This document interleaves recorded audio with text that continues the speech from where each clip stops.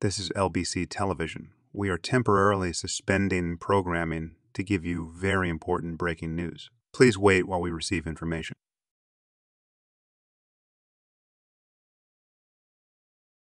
Earlier today, a bomb detonated at a hotel located in the main part of Central City.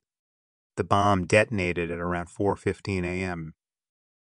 President Serafina Everhart was in the hotel and was rushed to the Central City National Medical Hospital with serious injuries.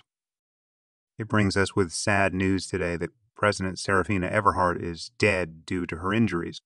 A statement from Maplewood Avenue states, "It is with sad news for people all across Uncanon and to those around the world that President Serafina Everhart is dead. She died peacefully at around 5:08 a.m. in the Central City National Medical Hospital after a bomb detonated at the hotel that she was staying in. Our thoughts and prayers go out to her friends and family, and we join those people in Uncanon and around the world in mourning of the loss of our dear leader and president, Serafina Everhart."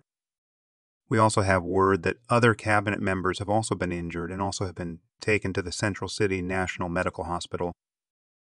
We will also bring you updates on how they are once we get the information. But for now, let us reflect on this news.